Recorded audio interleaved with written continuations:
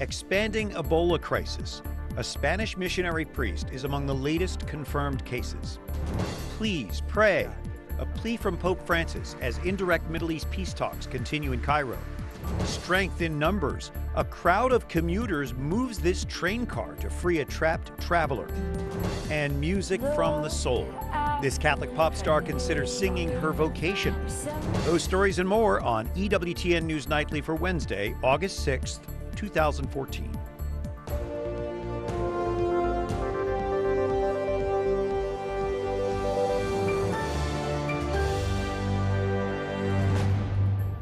The United States and our international partners will continue to do whatever we can to help our African partners respond to this crisis and to stand with the people of Guinea, Liberia, and Sierra Leone. President Obama today assuring African leaders gathered here in Washington that the U.S. will help address the growing Ebola crisis. Good evening, I'm Brian Patrick, and the death toll from the Ebola outbreak in West Africa has now risen to 932. The new figures from the World Health Organization come as authorities in Nigeria now confirm the death of a nurse there. Meanwhile, Spain's defense ministry is sending a medically equipped jet to Liberia to pick up a Spanish missionary priest who has Ebola. Father Miguel Pajares is one of 3 missionaries who have tested positive for the virus. They're being kept in isolation at a Catholic hospital in Liberia.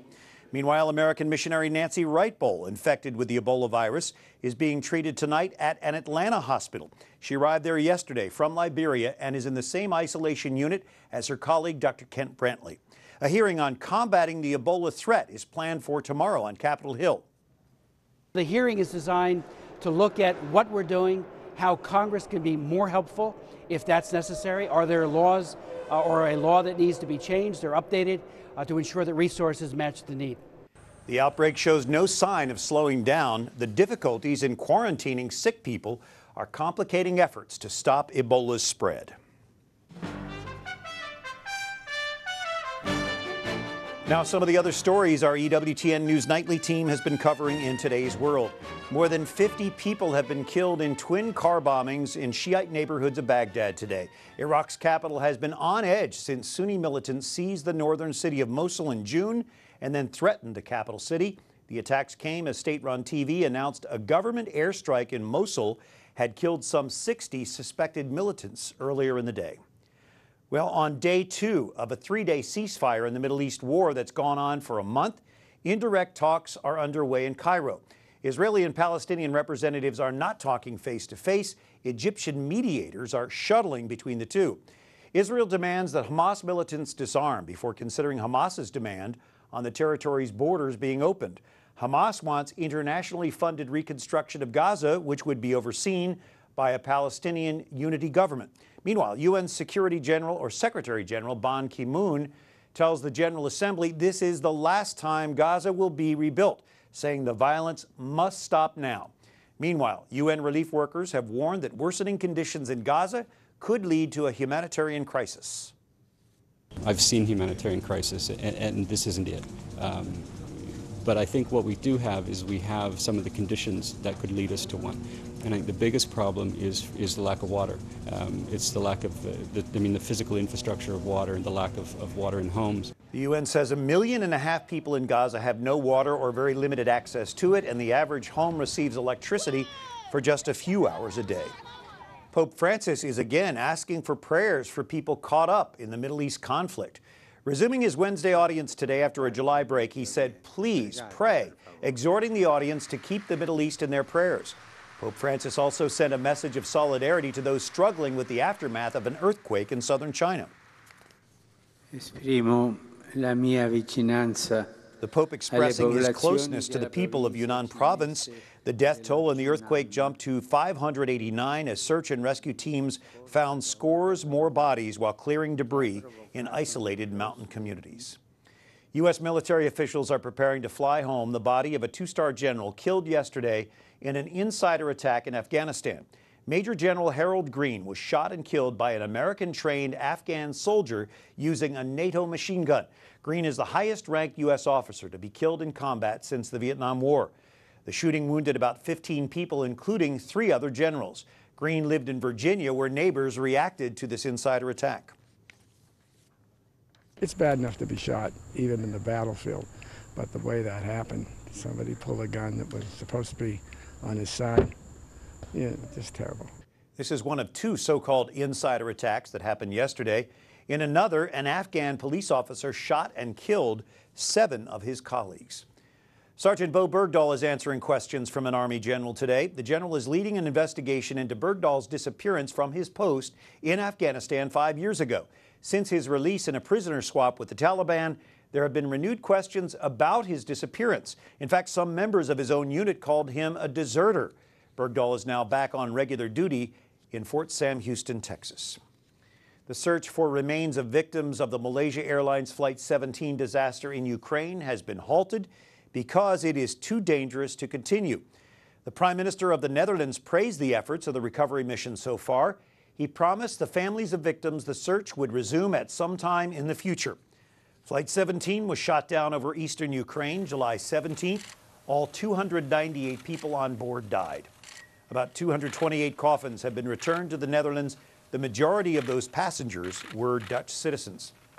Something as simple as getting a good night's sleep is more like a nightmare for families in eastern Ukraine caught in the crossfire of war. That story tonight from Catherine Elliott. Nighttime in Donetsk. A rush to shelter. Dressed to combat the cold, residents from Donetsk Petrovsky district flee to this local bomb shelter. As fighting rages around them, they're hoping the damp basement that will be their home for the night will save their lives. We hear the bombs being launched, whistling past and then dropping somewhere. The last one came down very close to us. As we were running, it just fell on our street. Beds made of wooden planks and thin mattresses line the main sleeping area as a couple wraps up under blankets. There's time in the night to think.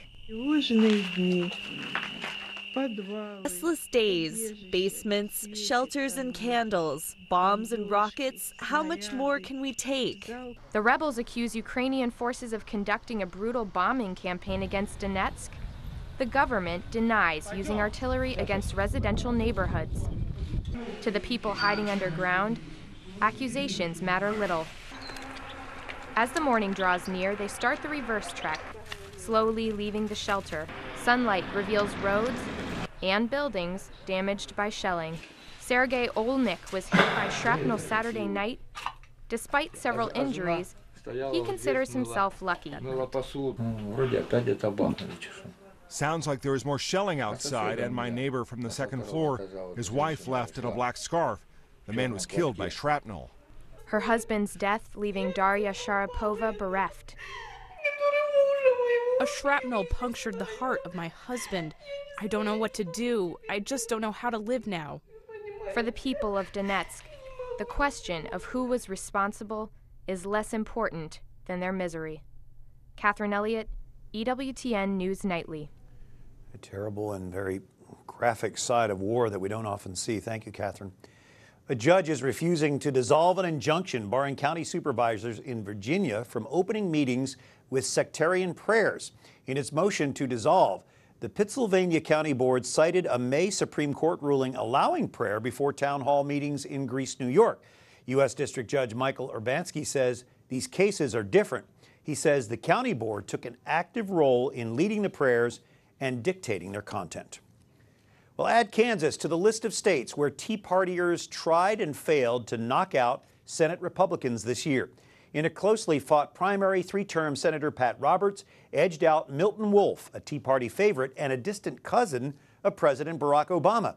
In his victory speech, Roberts warns against the divisive GOP primaries, urging Republicans not to waste scarce resources. With Roberts' win, Senate incumbents continue their unbeaten streak in this year's midterm elections. A Catholic senator is taking flack for her pro-abortion stance as she campaigns for a 4th term. Louisiana Democratic Senator Mary Landrieu has found herself at odds with church teaching and Catholic leaders on the life issue. Both her Republican opponents oppose abortion, except when the mother's life is threatened. Tea Party challenger Rob Maness is highlighting Landrieu's support of Roe v. Wade in his campaign, making it difficult for her to downplay the issue in hers. Federal appeals courts across the United States will soon weigh in on whether same-sex couples have the right to marry. Depending on how the judges rule, the issue could go to the Supreme Court. Wyatt Goolsby is here covering that story. Wyatt? Brian, federal courts across the country are set to hear about a number of cases involving the redefinition of marriage in the next 2 months. Today, a court in Cincinnati heard arguments from 6 cases covering 4 different states. People on both sides of the argument are voicing strong opinions. Hundreds rallied outside the 6th U.S. Circuit Court of Appeals today as a 3-judge panel listened to arguments that pit states' rights and traditional values against what attorneys for several same-sex couples say is a constitutional right to marry. That really shows the court the full range of issues, and out of their rulings will come a very important appellate court ruling that I'm sure will be significant as we look to the Supreme Court to finally resolve the issue. Michigan and Kentucky's cases stem from rulings striking down a ban on so-called same-sex marriage, but Ohio's case asks whether the state should recognize same-sex marriages from out of state. Tennessee is a specific case on the rights of 3 same-sex couples. Carrie Severino with the Judicial Crisis Network says the ruling on those 4 different cases could have broader implications. What really is being argued here is that the Constitution requires a redefinition of marriage. And so it's likely that all the cases will go down the same way. What would really be a victory actually today for defenders of marriage is if the courts say this is an issue that can be decided in the democratic process by the people. Severino says since the U.S. Supreme Court struck down parts of the Federal Defense of Marriage Act last year, federal courts have sided in favor of redefining marriage, but any decision against that redefinition could send the issue to the highest court in the land. Members of the Archdiocese of Cincinnati are calling on all people of faith to pray that the union between a man and a woman will be clearly defined as marriage. And it's out of this love and care that we can speak of the message of God's love and care for children and their parents, and the need to protect the relationship of parents and their children. The appeals court is not expected to issue any rulings in today's cases for some time, but cases are coming up in other states. One other update tonight. Late tonight, we've learned that the Supreme Court is being asked to decide whether Oklahoma's ban on same-sex marriage is constitutional. So, Brian, we'll continue to follow the developments on these important issues. Thank you, Wyatt Goolsby. Hawaii is bracing for not 1, but possibly 2 hurricanes. People there have been stocking up on water and supplies, preparing for possible flash flooding. Hurricane Iselle could come as early as tomorrow, but is not expected to hit the islands directly. The second hurricane, Julio, could follow a few days later. Hawaii has been hit by hurricanes only 3 times since 1950. We'll talk about strength in numbers. Drop what you're doing, if you can, and watch this incredible team rescue on a commuter train in Australia. Now, this video shows the morning train rolling into the station. The man in the gray hat prepares to enter to board. Then he steps back. Somehow his left leg slips into the narrow gap between the train and the platform, and he is stuck there. Watch now. The passengers are encouraged by the train crew to get out of the train and push the train away from the platform just enough so the man can pull his leg free. Hidden by the crowd, he rolls into the train unhurt. His volunteer rescue squad reboards the train, bound for their day jobs, just 15 minutes late. Coming up, do Russian hackers have your username and password? They reportedly stole more than $1 billion. And look who's back in town. Laura Bush teams with Michelle Obama and First Ladies from African nations.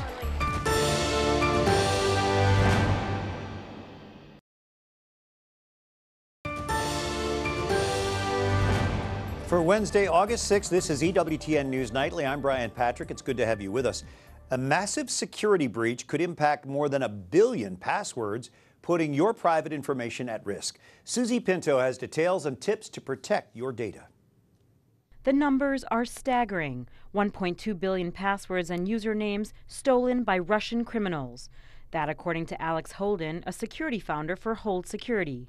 We were able to research this particular gang and find this staggering discovery. Russia is one of those hotbeds of cybercrime because people there are intelligent, but they feel that their crimes will go unpunished. A bit of good news, Holden says the criminals didn't get into any major email providers. But one respected security firm says this could be the largest collection of stolen digital credentials ever. Thankfully, this particular cyber gang is mostly interested in making money off the spam. However, if it gets into another hands on this black market, these people can use these credentials to get into any account that had been compromised. Cybersecurity experts are pointing to this news as a reminder to users. Change your password often, and don't use the same password for multiple logins. In other words, your email, banking, and social media logins should be different. Choosing wisely, making different passwords for many different websites, as well as making these passwords very complex, is now a responsibility of the user. So bottom line, if you see spam being sent from your email or social media accounts, you might be among those affected. Susie Pinto, EWTN News Nightly. Thanks, Susie. We'll be on the lookout for that. This is the last day of the US-Africa Leaders Summit in Washington. Leaders of more than 50 African countries gathered here this week. The goal to strengthen financial and business ties and address security and government issues. The summit brought former First Lady Laura Bush back to town, joining forces with First Lady Michelle Obama. Their partnership is designed to build on the Bush Institute's 2013 African First Lady Summit. Mrs. Bush says they want to encourage the wives of all world leaders to get involved in issues that impact their countries. We started with African First Ladies, but we're interested in engaging women from First Ladies from every country to talk about the very unique platform that the spouses of world leaders have to help the women in their countries, to make sure that everyone is paying attention to the education of boys and girls in their country. About 30 of the African leaders actually brought their spouses this week to the summit in Washington. Japan marking the 69th anniversary of the atomic bombing of Hiroshima today with a somber ceremony at that city's Peace Park. About 45,000 people, locals, survivors, visitors from around the world, observed a minute of silence at 8:15 a.m. local time. That was the moment of detonation on August 6, 1945, when the first atom bomb struck and devastated Hiroshima. U.S. Ambassador to Japan, Caroline Kennedy, standing among the guests today. In his speech, Prime Minister Shinzo Abe said it's Japan's duty to eliminate nuclear weapons since it's the sole country to have faced a nuclear attack. Up next, changing culture one song at a time. A new pop star talks about her firm grounding in the faith. And simple chores done in kindness for others teaches kids the value of work.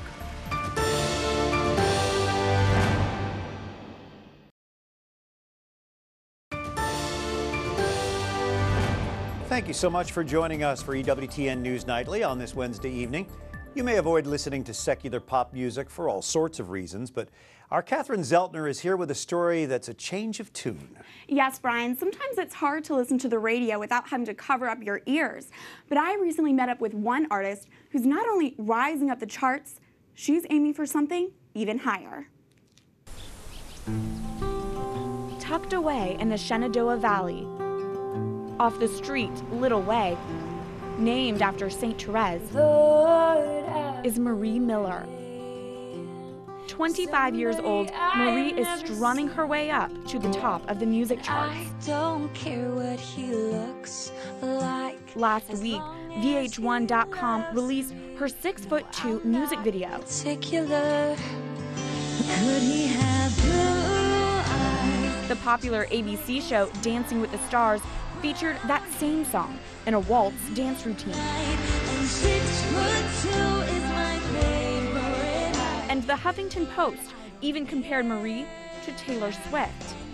But there's something, or someone, that sets Marie apart from other pop stars. For me, music is so part of my soul. I couldn't imagine not doing it, and it does feel so much like a vocation. She comes from a devout Catholic family, a large one. Marie is third in line out of 10 children. Say hi! Here's one of her sisters, Megan, the youngest girl in the family. No, I'm not particular. Singing isn't a career for Marie, it's a calling. The world and the devil has taken over our culture when it comes to music, to movies. But we need strong Catholics to come in and use beauty as a tool for evangelization. I love to quote John Paul II, that beauty stirs in that hidden nostalgia for God. And could we be? She knows the dangers of the stage and road, but she also knows how to stay on the right path. You have to get up earlier than you want to and pray every single day because you may not have another time to do it. With faith and family as her foundation, Marie will keep the songs playing. As long as you stay mission-oriented and don't think of it as just your job, but really as a mission to spread God's love and beauty to this culture that is dying for it. And that is helping her hit all the right notes. Catherine Szeltner, EWTN News Nightly. Marie is joining us here at EWTN News Nightly tonight. It's so good to have you with us. You mentioned that you see your performing as a vocation. How is that different from a music career? Right. Well, the reason that it's so different is because I really believe, I talk about John Paul II's quote, how beauty stirs in the hidden nostalgia for God. So that we all are nostalgic for our God. And beauty has the power to, when we hear a beautiful song, we see a wonderful movie, is that we can recall our heart's deepest longing. So for me, it's not just a job, it's something that hopefully will bring people closer to our Lord.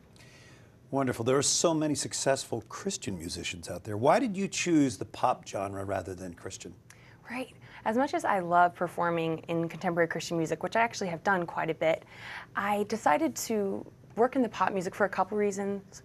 One being that my songwriting. As a songwriter, I was writing about my faith, but I was also writing about relationships, friendships, my family, so it was more suited that way. They're all intertwined, aren't they? Yeah, exactly. Yeah. And also because I think there's definitely a need for good art that's outside of the contemporary Christian market. And you can reach a wider audience there. Right. 6'2" is one of your songs. I guess that started as a joke. It did, yeah. I just wrote it. I picked a random height, and it's so funny to see. It's a song about praying for your future husband, not being too particular. But in the song, I'm asking for all the exact things that I want. And yeah, it has to be 6'2", and I had no idea what that height was, but I do know it now. Now I can judge anybody's height anywhere I go. Well, we have something in common. We're both from large families of 10. So good luck with your career, and we hope to have you back. Oh, thank you so much. Marie Miller, thanks for joining us.